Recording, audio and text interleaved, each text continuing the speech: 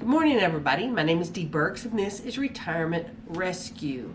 Now, normally on my channel, I talk about retirement. I talk about preparing for retirement, what it's like to live in a semi-retired or retired world. And I try to be really positive for the most part, even though I do talk about some things that are really concerning for all of us. However, for some reason, the last few days, weeks, it's really been on my mind to talk about some of the retirement realities. And some of these realities, I will be honest, are not super positive. But I really wanted to frame it in a way to get you thinking about how to help yourself, how to deal with some of these realities, how to think about them now, and put yourself in the best position to handle them. And in this video, I really wanted to talk about money.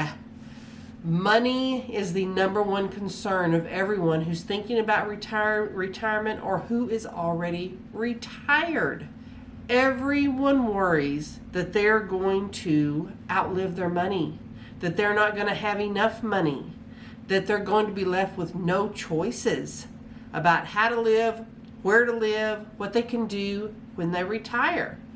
Those are all valid concerns. Those are really valid concerns. But over the last few weeks especially, it has come up in conversation with several people. Some of my friends who already retired recently. My sister, her husband, who they're thinking about retirement but haven't retired yet. Some people who are semi-retired, who are thinking about fully retiring. And there is one consistent theme among all of these conversations that I've been having. And that theme is, oh my gosh, we need to put on the brakes and stop spending.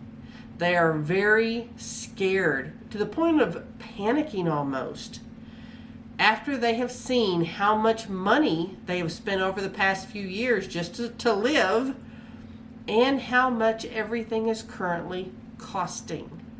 It's one of those things, it's like you know in your head things have gotten way worse as far as how much things cost and inflation and home prices and all of that, but you really don't think about the bottom line impact it's making to your everyday life. And then when you do think about it and you project that into the future, 5 years, 10 years, when you will be retired and not earning, it's scary. And I hate to say it, but it should be scary. It absolutely should be, because the reality of outliving your money and outliving your money much faster than expected is scary. Now let's talk about those impacts. One of the things that is really normal when people first retire, and it's one of the things you may even be planning for if you're not retired yet, you finally get to go and do. You get to travel, you get to go see the grandkids, you can go spend the weekend at the beach, you can go here, you can go there, you can experience things, you can play golf every day, you can go fishing every day, you can just go and do. You can enjoy your life of not having to wake up and show up at a job. That is one of the fabulous things about retirement. But what people often don't think about is, when you retire, you will still have largely the same expenses. People get it into their head that when they quit working, it's going to be a lot cheaper to live. They won't be commuting, they won't be buying work clothes, they won't be spending money for lunch at the office. All of that is true, but it's not as big a decrease as you think it's going to be. It's not a huge amount. You will still be buying clothes. You will still be eating somewhere. You will still be driving places. It just won't be to work. And people always in their minds, and I think I've done this since I was a kid, and probably you have too, is when you think about a budget and how much you're going to spend, you always think best case scenario. Best case scenario is, boy, I'm going to leave work. I'm not going to be spending any of that money on gas and clothes and all those things that are so expensive, and I'll have extra money to spend, or I'll be able to live much cheaper. And then you're surprised when that doesn't happen, or it doesn't happen as much as you think it will. The decrease isn't as large. So that's something to really understand about all of us. We all have this best case scenario bias. where we think it'll be better than it actually will be as far as finances. It's also really common if you have been able to vary your income. Maybe you get bonuses on occasion. Maybe you work hourly or you get some sort of overtime pay. Maybe you work shift work and you get a differential where your pay is a little bit larger. So in a lot of ways, you're able to vary your income if you need a little bit more. If you're going to earn a little extra to go on vacation, if you're going to earn a little extra for Christmas, not a big deal.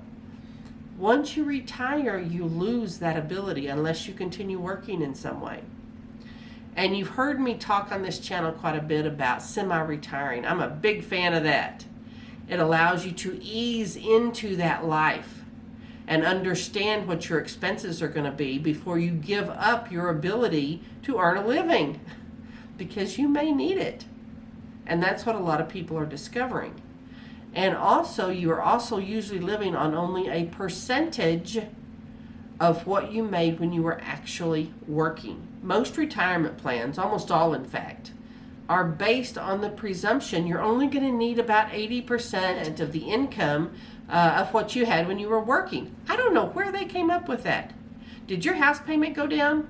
Did your taxes go down? Is your insurance cheaper?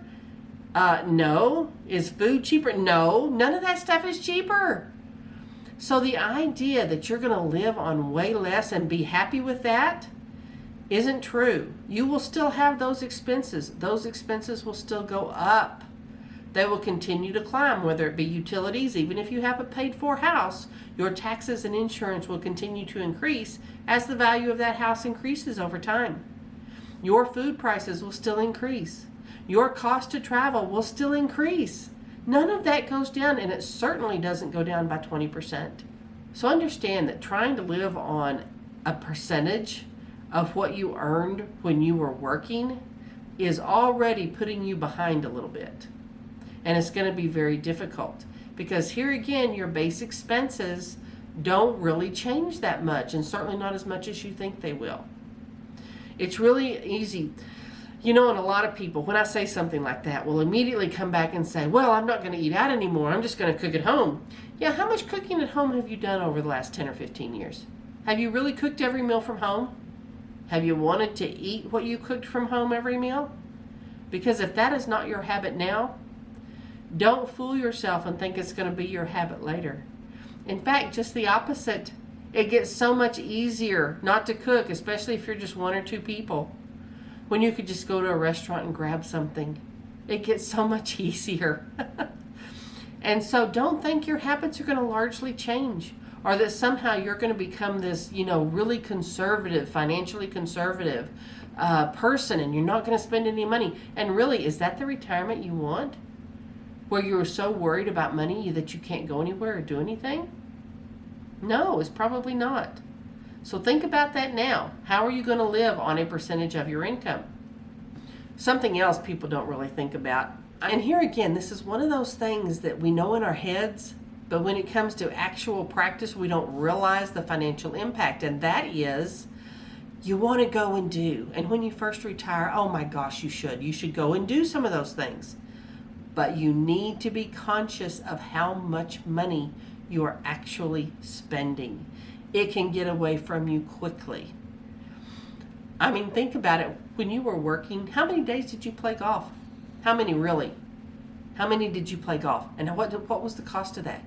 Now that you're retired and you could go play every day or play every weekend or play several days a week, how much is that going to cost on top of your regular expenses? And you think, okay, understand that. It's going to be a little bit more, no problem. But you also want to travel. You also want to go see the grandkids more often. You also want to go and do things that are fun and that you enjoy. But how much do they cost?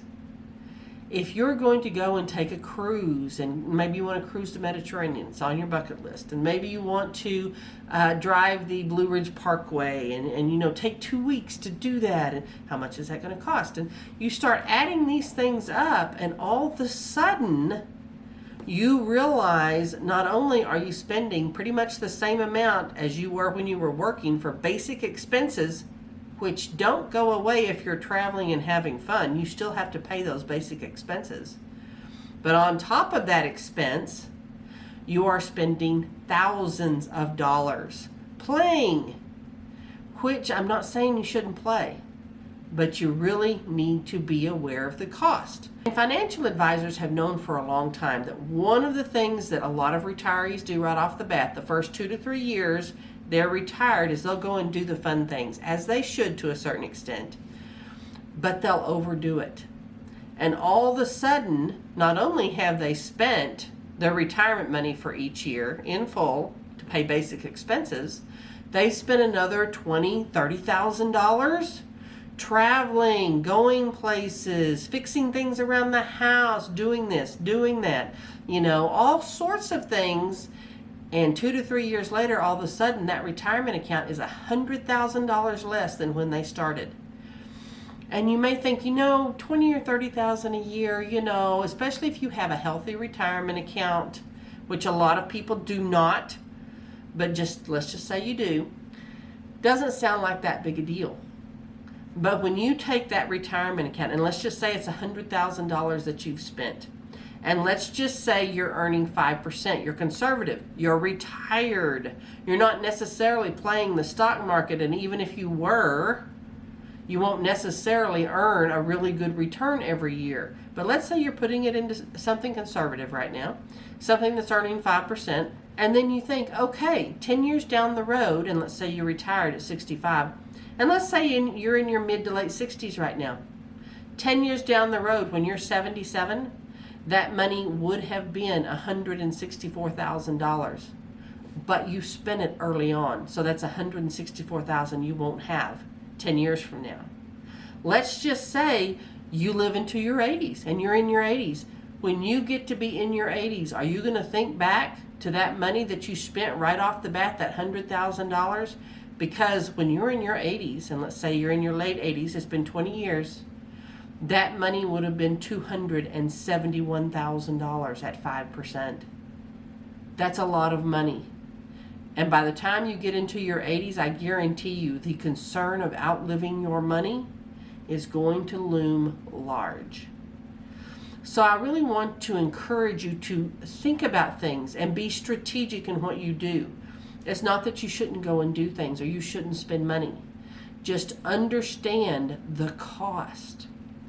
Now, one of the things that I have had conversation after conversation about is retirees or people who are thinking about retirement completely putting on the brakes because they are starting to panic about how much things cost.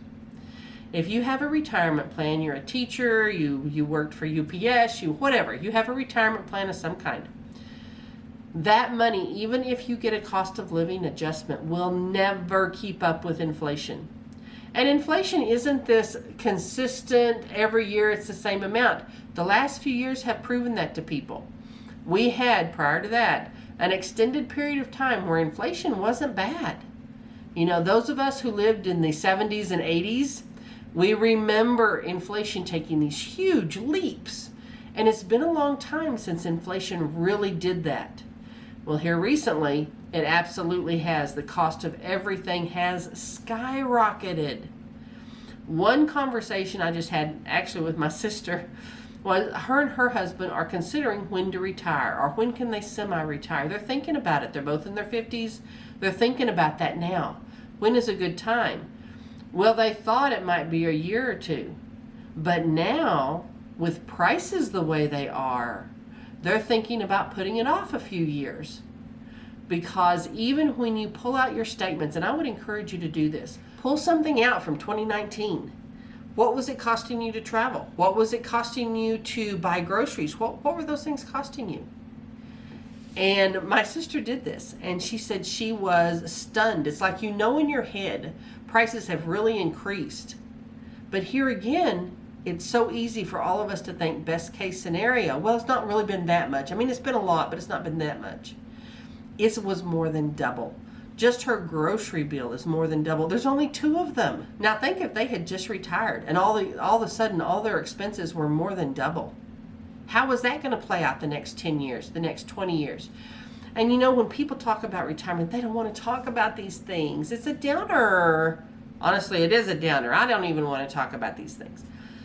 but they're necessary. The financial reality of supporting yourself for 10 years, 20 years, 30 years, if you live that long, is really overwhelming. But it's something you really have to think about so you make smart decisions and you don't make some of these huge mistakes like spending a whole bunch of money the first year or two you retire. You want to be conservative, you want to spread things out, you want to think about things and really do so with intention.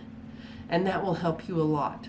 Now, one of the things I talk about on this channel a lot is cash flow retirement, having some sort of current cash flow. And by current cash flow, I mean something that keeps up with inflation. Because while your retirement payout may be diminished over time because of inflation, because your cost of living adjustments aren't going up as fast, if you have some sort of cash flow, either from a business, from rental property, from a part-time job, from anything that keeps up with inflation, that will allow you to make up that difference. It will give you that flexibility. It will give you that confidence that you're not going to outlive your money. And just having those options allows you to sleep at night. And that's really important when you retire. There are so many retirees right now who retired 10 years ago that are incredibly stressed. Their prices have increased, their housing has increased. It is crazy how much things have increased price-wise. Their retirements haven't kept up. They are the new retired poor now. They are literally the retired poor when these are people who worked all their lives and had a decent retirement. That's not the case anymore. It may not be the case for you either 10 years from now or 15 years from now if you do not pay attention to these things now. So I really wanted to get on here and really kind of rattle your cage a little bit and let you think about, even though you may be just running toward retirement as fast as you can, and so many people are, and I don't blame them, just wanting to have a life where you can go where you want and you can do what you want. The financial realities are something you have to sit down and think about in a very sober fashion, because not having enough money or feeling like you can't go anywhere or do anything in retirement is depressing, and it's horrible. So like I said, you really want to think about these things and set yourself up to have some sort of cash flow retirement before it's too late. Now, if you have found value in this video, please click subscribe, and I'll see you next time.